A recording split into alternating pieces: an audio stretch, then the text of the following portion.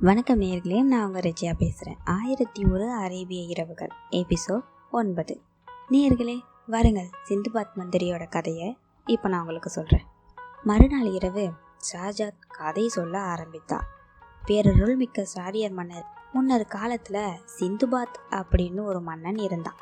அவனுக்கு இள வயதில் ஒரு மகன் இருந்தான். அவன் குதிரை சவாரியிலும் வேட்டையாடுவதிலும் சிறந்து விளங்கினான். மன்னன் சிந்துபாத்துக்கு தன் மகன் மேல் அளவிட முடியாத பாசம் இருந்துச்சு. ஒரு நாள் சிந்துபாத்தின் மகன் வேட்டைக்கு கிளம்பினான். அவனுக்கு துணையாக மந்திரி ஒருவனையும் அனுப்பினான். அரசகுமாரன் ஒரு பெரிய மிருகத்தை பார்த்தான். குதிரையை விரட்டி கொண்டு போய்கிட்டு இருந்தான்.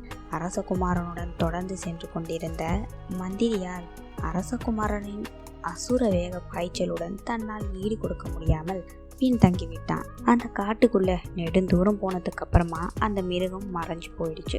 தனியே இருந்த அரசகுமாரன் வேட்டை கிடைக்காமல் போனதால் வருத்தத்துடன் தனியே திரும்பி கொண்டிருந்தான். வழியில அழகிய இளம் பெண்ணொருத்திய பார்த்தான். காட்டுல ஏன் நீ தனிமையா நிக்கிற அப்படின்னு கேட்டான். நான் ஒரு ராஜகுமாரன். ஆமா, நீ ஏன் இங்க தனியா நிக்கிற அப்படின்னு அந்த பெண் கிட்ட கேட்டான். அரசகுமாரனே, நான் இந்திய நாட்டை சேர்ந்தவள். நானும் என் தந்தையும் பரிவாரங்களோட இந்த வழியா வந்துகிட்டு இருந்தோம். நான் தூக்க கலக்கத்துல குதிரை மேலிருந்து இந்த இடத்துல விழுந்துட்டேன். பரிவாரத்தார் என்னை கவனிக்காம போயிட்டாங்க. நான் இந்த கானகத்துல தனியே விடப்பட்டேன் அப்படின்னு சொல்லி தன்னோட விதியை நினைச்சு அழுதான். இதை கேட்ட அரசகுமாரன் அவள் மேல இரக்கம் கொண்டு தன் குதிரை மேல ஏறிக்கோ அப்படின்னு நகரத்தை நோக்கி போய்கிட்டு இருந்தான். வழியில ஒரு பால் அடைஞ்ச மண்டபத்தை பார்த்ததும் குதிரை மேல இருந்த அந்த பெண், இங்க கொஞ்சம் இலப்பாரிட்டு போலாமே அப்படின்னு அரசகுமாரன் கிட்ட சொன்னான்.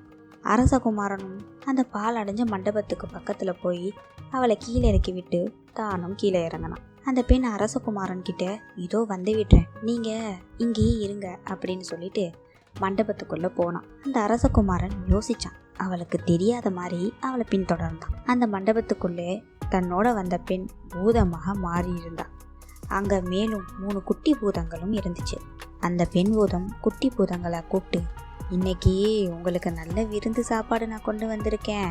ஒரு கொழுத்த ராஜகுமாரனை ஏமாத்தி அழைச்சிட்டு வந்திருக்கேன். அவனை கொன்னு நல்லா சாப்பிடுங்க அப்படின்னு சொன்னான். குட்டி பூதங்களும், ஐயோ பசிக்கிறதே, நாக்குல எச்சி வருகிறதே, சீக்கிரம் அவனை உள்ள அழைச்சிட்டு வா, ஏன் வெளியே நிக்க வச்ச அப்படின்னு ஊக்குரலிட்டு மகிழ்ச்சியால ஆரவாரம் செஞ்சுது.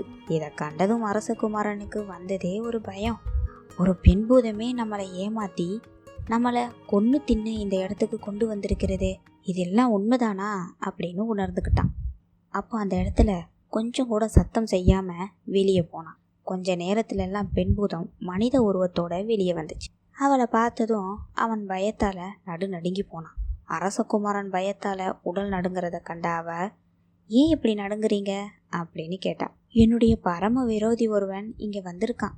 அவன் என்னை கொல்லாம விட மாட்டான், அதனால நான் நடுங்குறேன் அப்படின்னு சொன்னான் அந்த ராஜகுமாரன். உடனே அந்த பெண் பூதமும் என்ன சொல்லுச்சுன்னா, நீயோ ராஜகுமாரன் அந்த விரோதிக்கு பணத்தை கொடுத்து சமாதானம் செஞ்சிட்டா போது, அதுக்காகவா இப்படி பயப்பட்டு நடுங்குற அப்படின்னு கேட்டா. பின்னே, என்னுடைய விரோதி பணம் கொடுத்தாலும் வாங்க மாட்டான், பொன் கொடுத்தாலும் வாங்க மாட்டான். என் உயிர் ஒன்றே தான் அவனுடைய குறிக்கோள். மேலும் எனக்கு இடது கால் வேறு ஊனம். ஓடி தப்பிருக்கவோ அல்லது அவனுடன் சண்டையிட்டு வெளியேறவோ என்னால முடியாது. என்ன, நீ அங்கஹீனரா? அப்படின்னா மனிதா, ஆண்டவனிடம் முறையிடு, அவர் உன்னை எப்படியும் காப்பாற்றுவார் அப்படின்னு புத்திமதி சொன்னா அந்த பெண் பூதம். அரசகுமாரன் தனக்கு ஏற்பட்டிருக்கிற ஆபத்தை உணர்ந்து ஆண்டவன் கிட்ட வேண்டிக்கிட்டான். அப்போ அந்த பெண் மறுபடியும் மண்டபத்துக்குள்ள போனான். இதுதான் சரியான தருணம் அப்படின்னு நினைச்ச அந்த அரசகுமாரன் குதிரை மேலே ஏறி காற்றிலும் வேகமாக தன் நகரை அடைந்தான். காட்டிலே நடந்தவற்றையெல்லாம் தன்னுடைய தகப்பன் சிந்துபாத்திடம் சொன்னான். அரசகுமாரன் தான் துணைக்காக மந்திரியை உடன் அனுப்பியும் தன் மகனுக்கு உயிர் அபாயம் ஏற்படும்படி விட்டுவிட்டாரே அந்த மந்திரி அப்படின்னு கோபத்தால அந்த மந்திரியை வெட்டி வீழ்த்தி விட்டான் சிந்துபாத் மன்னன். பேரரசரே, இதுதான் சிந்துபாத் தன் மந்திரியை கொன்ற கதை. கொலையுண்ட மந்திரி என்ன குற்றம் செஞ்சான்? யோசிச்சு பார்த்து சிந்துபாத் அதுக்கப்புறமா அநியாயமா மந்திரியை கொண்டுட்டோமே அப்படின்னு நினைச்சு வருத்தப்பட்டான். அது மாதிரி தான் என்னுடைய நிலைமை அப்படின்னு மன்னரோட மனசை குழப்பினான். இதை கேட்ட யூனான் மன்னன் குழம்பி போனான். கைத்தடி மூலம் மருந்தை செலுத்தி ஒரே நாள்ல என் நோயை தீர்த்தவன் ஒரே வினாடியில என்ன கொல்லவும் கூடுமே. இப்படி சொல்ற இந்த மந்திரியும் பல வருஷங்களா நம்முடன் இருந்தவர் தானே அப்படின்னு சிந்திச்சான். அன்புள்ள மந்திரியே, இதற்கு என்ன செய்யலாம், நீங்களே ஒரு யோசனை சொல்லுங்கண்ணே அப்படின்னு கேட்டான் அந்த மன்னன். இதற்கு வேற எந்தவித பரிகாரமும் இல்லை. அந்த வைத்தியன் தூபானை ஒரே வெட்டில் வெட்டி வீழ்த்துங்கள் அப்படின்னு சொன்னான். மறுநாள் அரசவை கூடியிருந்தது. அரசவைக்கு வந்த தூபான் தன்னை அழைத்த காரணத்தை கேட்டான். யூனான் மன்னன் முகத்தை கடுகடுப்போட வச்சுக்கிட்டு, உன்னை கொல்லவே வரவழைச்சேன். நடுநடுங்கி போன தூபான், அரசே, நான் என்ன குற்றம் செஞ்சேன்? பெருநோயால் அவதிப்பட்ட உங்களை குணப்படுத்தினேனே, அதுக்கு பிரதிபலனா எனக்கு மரண தண்டனை தரப்போறீங்களா அப்படின்னு கேட்டான். நீ எதிரி நாட்டு ஒற்றன், என்னை கொல்லவே இங்கு நீ வந்திருக்க. இதெல்லாம் நான் நல்லா தெரிஞ்சுக்கிட்டேன். அதனால உனக்கு மரண தண்டனையை நான் விதிச்சிருக்கேன். இதில் மாற்றமே இல்லை அப்படின்னு சொன்னான் யூனான். வைத்தியர் தூபான் என்ன கெஞ்சியும் கூட மன்னன் மனமிறங்கவே இல்லை. கடைசியில மன்னர்கிட்ட ஒரு வேண்டுகோள் விடுத்தான் தூபான். மரண தண்டனையை மறுநாள் நிறைவேற்றுமாறும் கேட்டுக்கொண்டான். ஏன்னா தன்னிடம் இருக்கிற அரிய வைத்திய சாஸ்திர நூல்களை எல்லாம் தக்கவர்களிடம் கொடுத்துவிட்டு எல்லோரிடமும் விடை பெற்று கொண்டு வர வேண்டும் அப்படின்னு. இதுக்கு மன்னனும் கொஞ்சம் யோசிச்சுட்டு சரின்னு சம்மதிச்சான். மீண்டும் ஒரு வேண்டுகோளையும் விடுத்தான். மன்னரே, என் வைத்திய சாஸ்திர நூல்களிலேயே ஒரு அபூர்வ நூலை மட்டும் உங்ககிட்ட நான் தரேன்.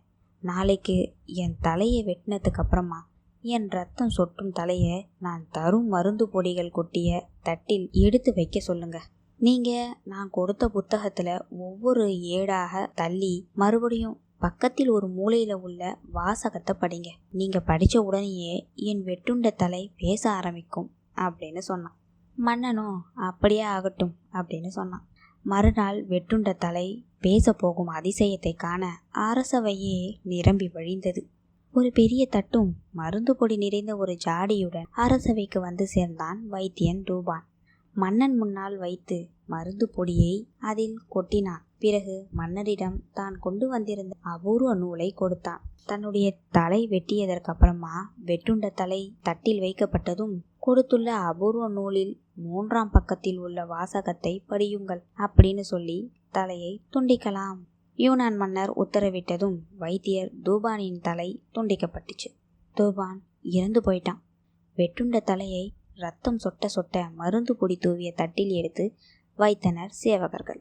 தட்டில் வைத்து கொஞ்ச நேரத்தில் கசியும் ரத்தம் நின்று போயிடுச்சு. உடனே மன்னரும் படிக்க அபூர்வ நூலை திறந்தார். தன் நாக்கில் விரலை வச்சு ஈரப்படுத்திக்கிட்டு முதல் பக்கத்தை தள்ளினார். மறுபடியும் 2ஆம் பக்கமும் ஒட்டி இருந்துச்சு. நாக்கில் விரலை வச்சு ஈரப்படுத்தி தள்ளினார். இப்படியே 3ஆம் பக்கமும் தள்ளினார். அதுல ஒண்ணுமே எழுதியிருக்கல. அதனால கோபத்துல தட்டில் இருந்த தலையை நோக்கி, 3ஆம் பக்கத்துல ஒன்னும் எழுதி இருக்கவில்லையே. தட்டில் இருந்த தலை கண்ணை திறந்து பார்த்து மன்னரை பார்த்து சொல்லிச்சு, மேலும் பக்கங்களை புரட்டுங்கள், அரிய செய்திகளை காண்பீர்கள் அப்படின்னு சொல்லிச்சு. இப்படி வெட்டப்பட்ட தலை பேசுறத பார்த்து எல்லாருமே ஆச்சரியத்தோட பார்த்துக்கிட்டு இருந்தாங்க.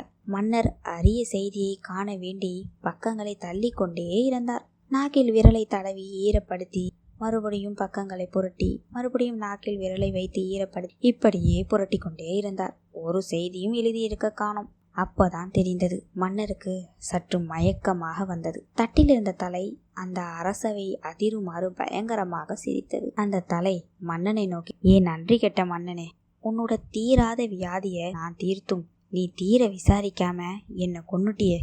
அதுக்கு பதிலாக பழி வாங்கறதுக்காக தான் நான் கொடுத்த புத்தகத்து மூலைகள்லாம் கொடிய விஷத்தை தடவி உன்கிட்ட படிக்க செஞ்சேன். நீ ஒவ்வொரு பக்கத்தையும் தள்ள நாக்கில் விரலை ஈரப்படுத்தி ஒவ்வொரு பக்கமாக தள்ளினா இல்லையா, சிறுக சிறுக விஷம் உன் விரலினாலேயே உன் நாக்கில் தடவப்பட்டுச்சு. அதுவும் நீயே தடவிக்கிட்ட.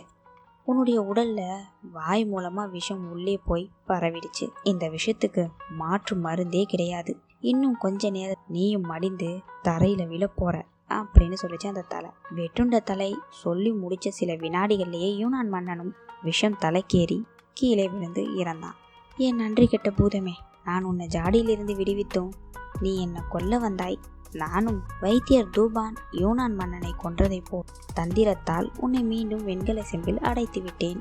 இந்த ஜாடியிலேயே கிடந்து செத்துப்போ அப்படின்னு சொன்னான் அந்த கிழவன். இப்படி சொல்லியதும் பூதம், ஐயோ வேண்டாம், என்னை விடுவித்து விடு, உனக்கு அளவற்ற செல்வத்தை தருவேன், இது ஆண்டவன் மீது ஆணை அப்படின்னு சொல்லிச்சு. மறுபடியும் மறுபடியும் ஆண்டவன் மேலே வேண்டிக்கிச்சு.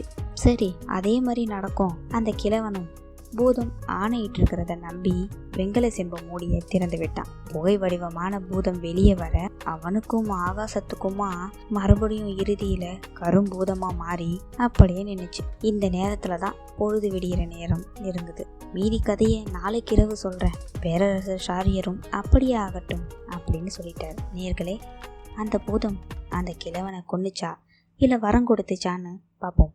நன்றி.